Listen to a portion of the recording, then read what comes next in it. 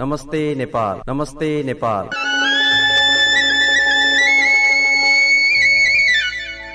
नमस्कार, यो हो कार्यक्रम नमस्ते नेपाल र अनलाइन मार्फत क्राइस्टचर्च भन्दा बाहिर न्युजिल्यान्डभर र संसारको जुनसुकै स्थानबाट पनि आजको कार्यक्रमसँग जोडिनुहुने सम्पूर्ण श्रोताहरूलाई सधैँझै म विनोद हार्दिक स्वागत नमस्कार टक्राउँदछु। श्रोताहरू के कस्तो हुनुहुन्छ, कहाँ हुनुहुन्छ? नेपालमा भए पनि कोभिडको चिन्ता नै छ, न्युजिल्यान्डमा बसे पनि त्यस्तै खालको अलिकति आत्मविश्वास, अलिकति धैर्यता लिने, अलिकति सास फेर्ने अवस्था त छ नै। त्यस्तै अन्य देशहरूमा भएका अवस्थाहरू बारे पनि यहाँहरू पछिल्लो जानकारीका साथमा रहनु भएको छ भन्ने आशा लिइरहेको छु। कोभिड-19 को परीक्षणको दायरा विस्तारै गरेर विशेष गरी नेपालमा परिवारका हरेक वा भनौँ परिवारमा कमसेकम एकजनालाई नमुनाको छनौट सङ्कलन गर्ने अवस्थामा ल्याउनु पर्ने, कार्ययोजना बनाउनु पर्ने अवस्था पनि हामीले महसुस गर्न थालिसकेका छौँ। तर अब महामारीको रूपबाट वा भनौँ महामारीलाई जरैबाट प्रहार गर्ने यो नै एउटा एक किसिमको उपाय हो भनेर लिन सकिन्छ। तर नेपालमा लकडाउन भएको 42औं दिनसम्म पनि जम्मा 13,500 को मात्र परीक्षण सम्पन्न भएपछि हामीले तयारी त नगरेकै भनेर बुझिरहेका थियौँ। तर संक्रमण आइसकेपछिको व्यवस्थापनमा पनि प्रभावकारी हुन नसकेको हो कि भन्ने हिसाबले औँला उठाउने थाम देखिएको छ। अर्कोतर्फ कोरोना भाइरसबाट विश्वभरमा 73 नेपालीको मृत्यु भएको दुःखद खबर पनि छ। त्यस्तै 5,000 संक्रमित भएका छन्। अब कार्यक्रम प्रसारण हुँदै गर्दा यो संख्या सकेसम्म नबढोस् भन्ने नै हाम्रो कामना रहेको छ। अब जहाँसम्म न्युजिल्यान्डको कुरा गर्ने हो भने मे 4 का दिन कुनै पनि संक्रमणका घटनाहरू भएनन्, यो खुसीको कुरा छ। यसै सन्दर्भमा यस्तै आसपासमा रहेर पनि आज पनि नमस्ते नेपालको कार्यक्रम मार्फत यहाँहरूको घर आँगन रेडियो सेटमा भेटघाट गर्न आइ नै सकेको छु। कोरोनाका आसपासका कुराहरू छन् अनि गीत सङ्गीतहरू पनि छन् अनि अनेक खबर प्रसङ्गहरूलाई पनि आज कार्यक्रममा जोड्दै जानेछु। अब पछिल्लो पटक विश्व स्वास्थ्य सङ्गठनका अनुसार अहिले कम्तीमा 89 वटा कोरोना भाइरसका खोपहरू विकास क्रममा रहेको छन्, जुन खुसीको कुरा हो। वास्तविक सङ्ख्या यसको दोब्बर पनि हुन सक्दछ। विभिन्न प्रक्षेपणका अनुसार कोभिड-19 ले यो वर्ष विश्व अर्थतन्त्रमा 20 खर्ब डलरसम्मको क्षति पुर्याउने आकलन गरिएको छ। प्रभावकारी खोपको विकास भइसकेपछि 2 हप्ता वा अझ कम समयमा त्यसलाई आम वितरणमा लाने हो भने अनगिन्त जीवनहरू बचाउन सकिने भनेर विश्व स्वास्थ्य सङ्गठन WHO ले भनिरहेको छ। यसै क्रममा विभिन्न देशहरूमा कोरोना भाइरस संक्रमित बिरामीमा प्लाज्मा थेरापी विधिले सकारात्मक नतिजा दिएको खबरहरू पनि सार्वजनिक भएका छन्। भारत, अमेरिका, बेलायतमा कोभिड-19 को उपचारका लागि प्लाज्मा थेरापीको क्लिनिकल ट्रायलका लागि अनुमति दिइसकिएको छ र त्यहाँ संक्रमितहरूमाथि यसको प्रयोग भइरहेको खबर पनि आइसकेको छ।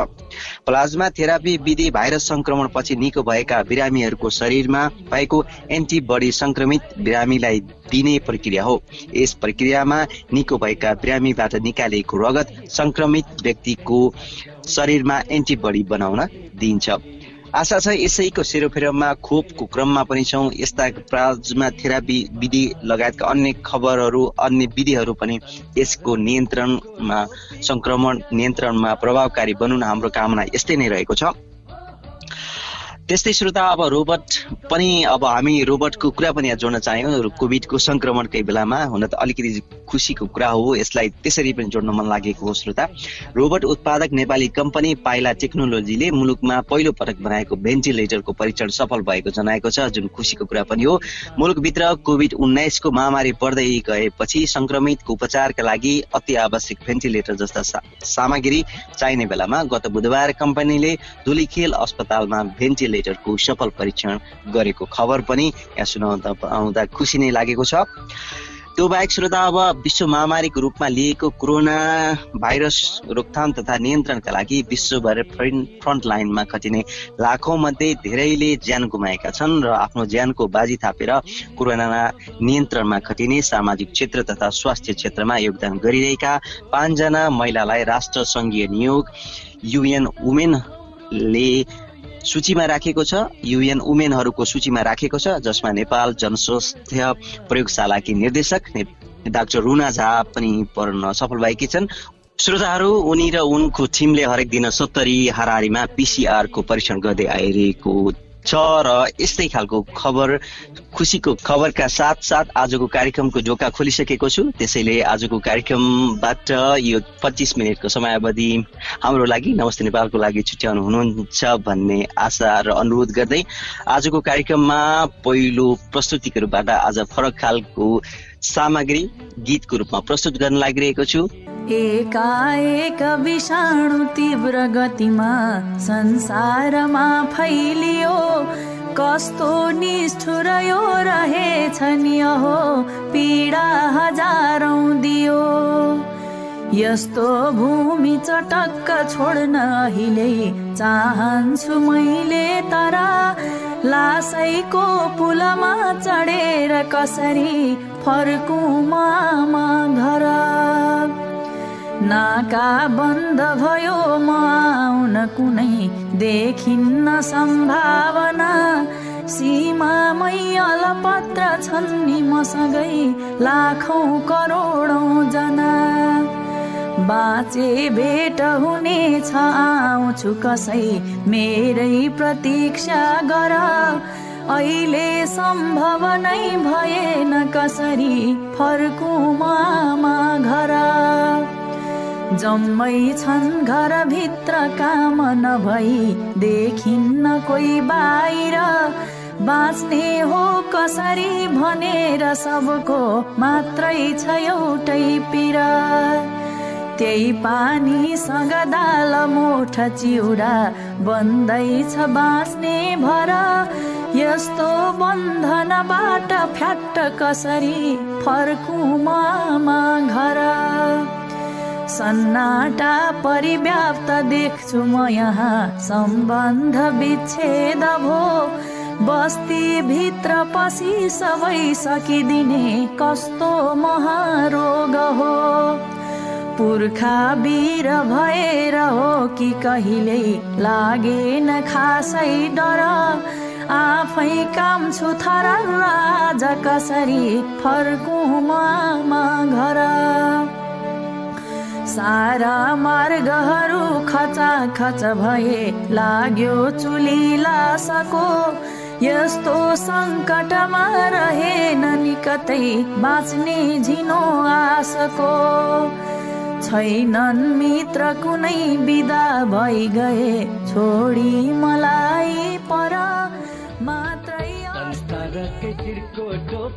श्रोताहरू, आजको कार्यक्रममा अलिक फरक खालको साहित्यिक सामग्रीलाई गीतको ठाउँमा दिए। यो साहित्यिकको प्रस्तुतिले पनि यहाँहरूको मन निश्चय नै छुन्छ, सबैको मन छुने नै छ। फर्कौं म आमा घर बोलको यो शीर्षकमा रहेको यो सामग्री प्रस्तुत गरे। यसको रचना गर्नुभएको थियो कमल कोइरालाले र यसको वाचन साह्रै नै सुमधुर आवाजकी धनी नै भन्नुपर्छ सरू गुरागाईको यो आवाजले निश्चय नै यो कृतिलाई, यो विधालाई अलिकति जीवन्तता प्रदान गरेको छ।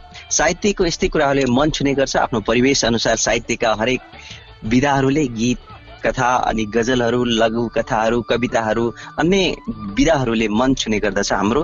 त्यस्तै खालको क्रियाशीलतालाई पनि हामीले अपेक्षा गरिएको हुन्छ। त्यस्तै न्युजिल्यान्डमा पनि साहित्यिक गतिविधिहरू पनि बिस्तारै बढेर गएको हो कि भन्ने आवाज हामीले गर्न थालिरहेका छौँ अलि पछिल्ला केही हप्ताहरूमा। स्थापना कालको 4 सालदेखि क्रियाशील, विगतमा अकल्यान्डमा केन्द्रित रहेको भए पनि अहिले न्युजिल्यान्डमा नेपाली साहित्य समाज न्युजिल्यान्डले अलिकति सक्रियता गराएको महसुस सबैलाई गराएको छ।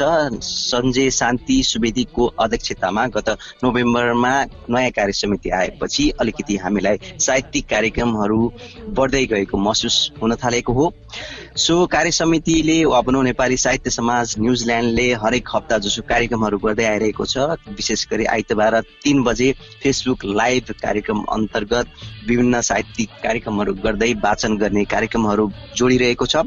अहिले पछिल्लो हप्ता मात्र आइतबार गजल वाचनको कार्यक्रम राखेको थियो। अमेरिकाबाट जेसन पाण्डे र नेपालका इन्जिनियर टिका रेग्मीले आफ्ना 4-4वटा गजल सो कार्यक्रममा प्रस्तुत गर्नुभएको थियो भने कार्यक्रमलाई सोहन खतिवडाले सञ्चालन गर्नुभएको थियो। त्यस्तै न्युजिल्यान्डकै ट्विजल निवासी नमिता दवाडीको पनि सो कार्यक्रममा वा भनौँ सो क्रममा गजल वाचन गरिएको थियो। यस्तै श्रोता, आउँदो मे 10 आइतबारका दिन दिउँसो फेसबुक पेजबाट लाइभ कार्यक्रमको आयोजना गरिएको छ, जसमा गजलकार वा भनौँ अभियन्ता घनेन्द्र ओझाले गजल लेखन सम्बन्धी चर्चा र ज्ञानमूलक जानकारी प्रदान गर्ने कार्यक्रम रहेको छ। तपाईँहरू पनि नेपाली भाषा साहित्य र विशेषतः गजल विधामा रुचि राख्नुहुन्छ भने सो कार्यक्रममा जोडिन सक्नुहुनेछ। यो नेपाली साहित्य समाज न्युजिल्यान्डको यो अनुरोधलाई पनि आजको कार्यक्रममा समेट्ने प्रयास गरे। फेसबुक लाइभ मार्फत www.facebook.com नेपाली साहित्य समाज न्युजिल्यान्ड मार्फत यहाँ जोडिन सक्नुहुनेछ। यसको लागि खासै गाह्रो रहेन। श्रोता, यो सँगसँगै आजको कार्यक्रममा यसरी साहित्यका मनका कुराहरूलाई पनि प्रस्तुत गर्ने क्रममा रहे नै। अब यो पछि अन्य फरक प्रसङ्गहरूलाई मैले उठाउन चाहेँ। अब आफ्नै खालका बाध्यताहरू छन्। कोरोनाले अर्को विपदमा अप्ठ्यारो अवस्था थपिदिएको छ अनि राजनीतिक कुराहरू त आजको कार्यक्रममा अलिकति कम जोड्न मन छ। त्यही पनि राजनीतिले हाम्रो परिवेशलाई प्रत्यक्ष रूपबाट महसुस नगरिएको हो कि भन्ने आफ्नै खालको हाम्रो भाव रहेको छ, आफ्नै खालको बुझाइ रहेको छ। अब जाजरकोटको एउटा सानो प्रसङ्गले पनि हाम्रा व्यवस्थापनहरू कस्ता छन् भन्ने कुरालाई छर्लङ्ग पार्छ कि भन्ने जस्तो पनि लाग्छ। हुन त यो निराकरणको हामीले अपेक्षा गरेर यस्ता कुराहरूलाई टिप्पणीको रूपबाट उठाउँदै आएका छौँ। जाजरकोट जिल्लाका सदरमुकामबाट झन्डै 72 किलोमिटर उत्तर पूर्वमा रहेको बारेकोट गाउँपालिकामा अनुदानमा पाइने नुन उच्च मूल्यमा बिक्री हुने गरेको खबर बाहिरिएको छ। जाजरकोट सदरमुकाममा 9 रुपियाँमा बिक्री हुने आयोडिन युक्त नुन बारेकोट गाउँपालिकामा भने प्रति केजी 60 रुपियाँमा बिक्री भइरहेको छ।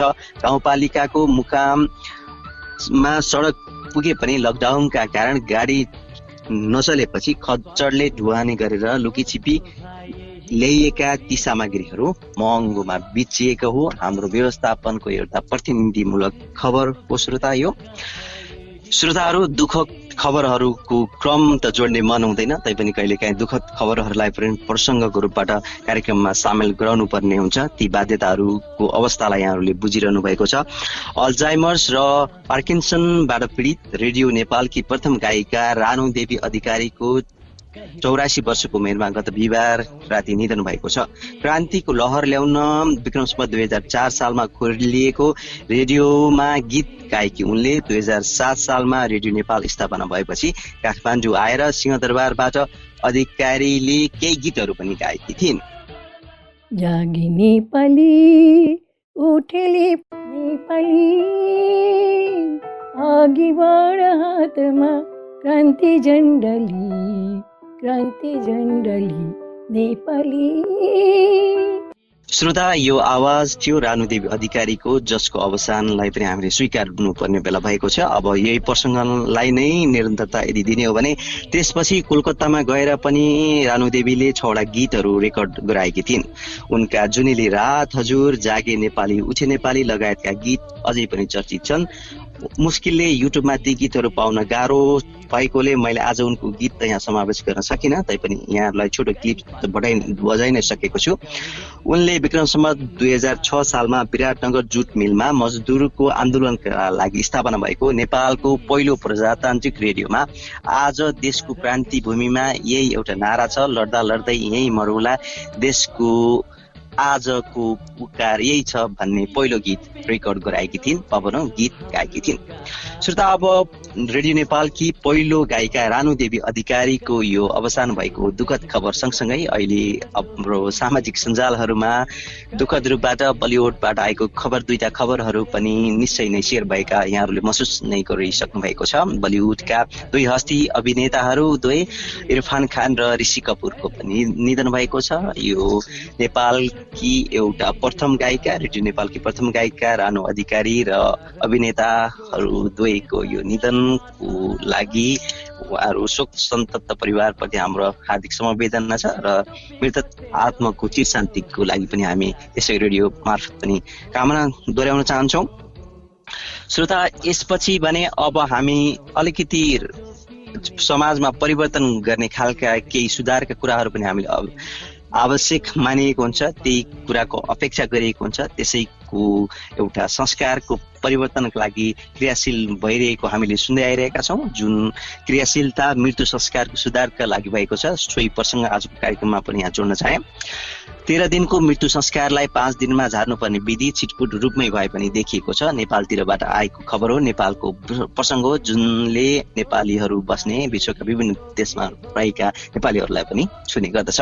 5 दिनमा मृत्यु संस्कार सक्दा 10 दिनको काम तेस्रो दिनमा नै गरिन्छ। त्यसै गरी 4 दिनमा 11औं दिनको र 5औं दिनमा 12औं दिनको काम गरिने भएकाले विधि र प्रक्रियामा कमजोरी नहुने तर्क गर्नेहरूको संख्या पनि बढ्दै गएको छ। अर्कोतर्फ धार्मिक विधिमा कुनै कमजोरी हुँदैन, तर 7 दिनसम्म गर्नुपर्ने अतिरिक्त खर्च भने घटेर जाने देखिन्छ।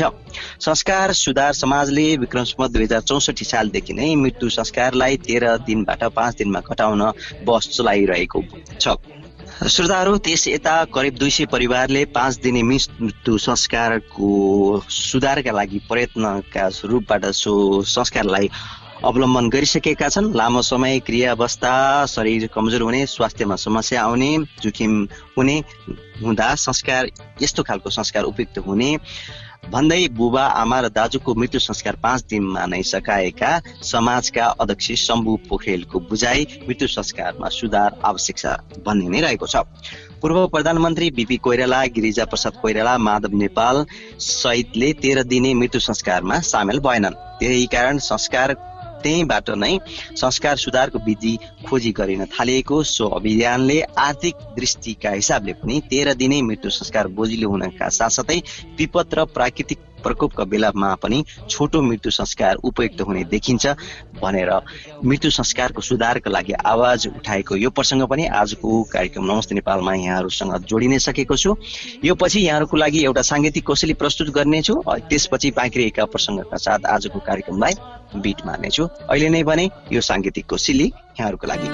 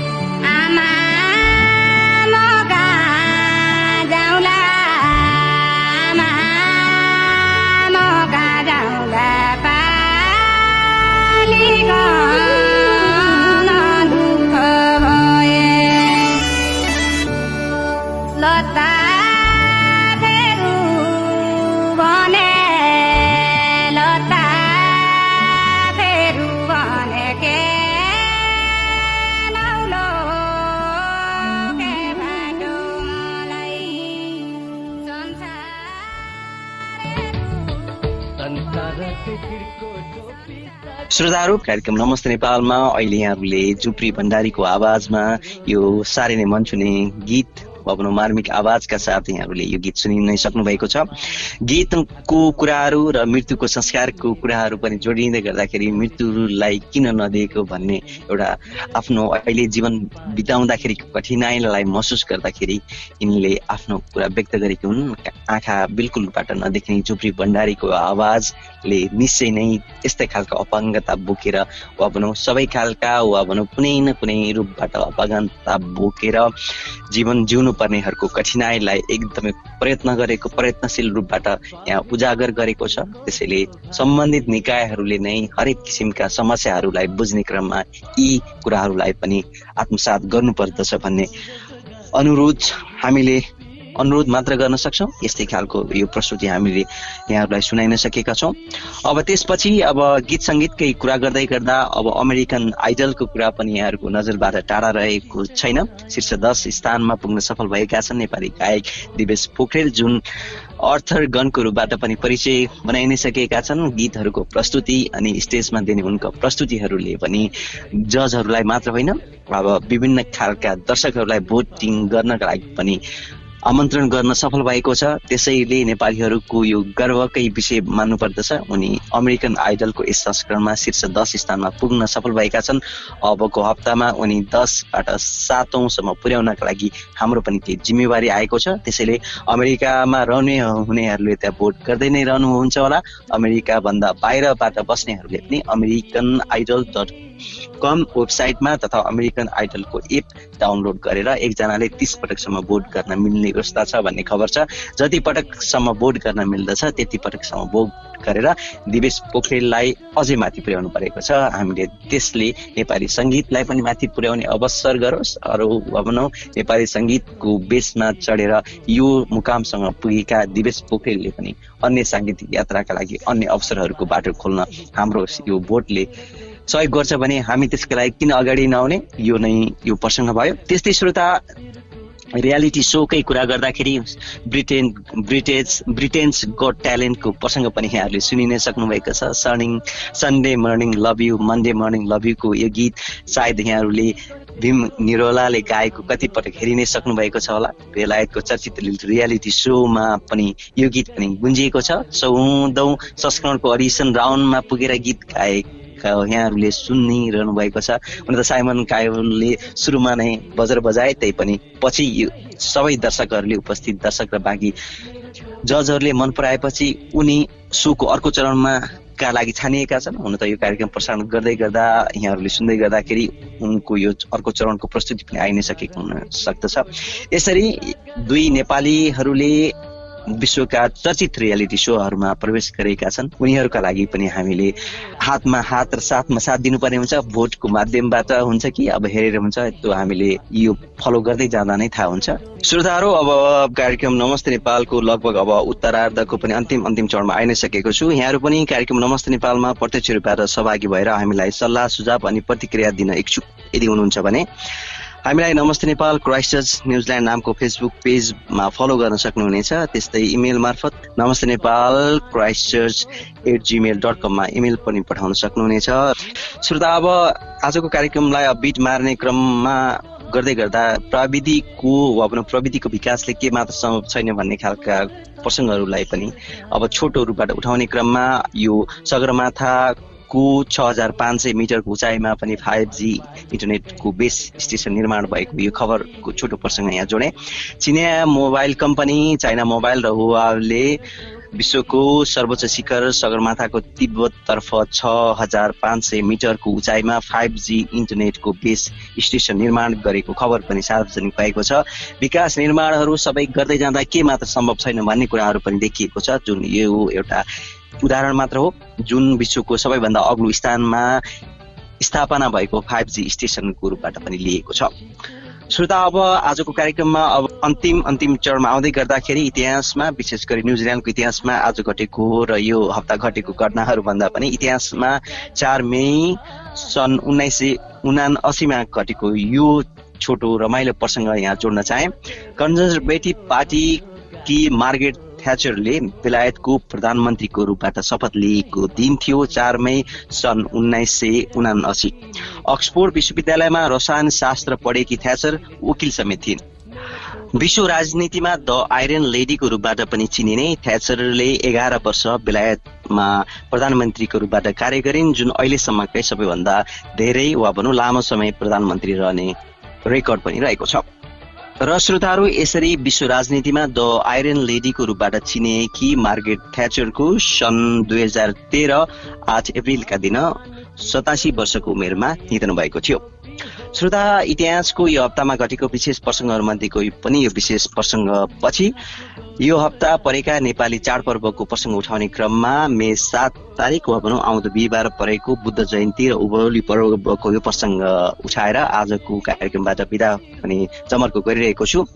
श्रोता, बुद्ध शब्दको अर्थ संस्कृत शब्द बुद्ध अर्थात् जाग्नु भन्नेबाट लिएको हो र त्यसैको अर्थ हामीले बौद्धिक रूपबाट लिने प्रयास गरिरहेका छौँ।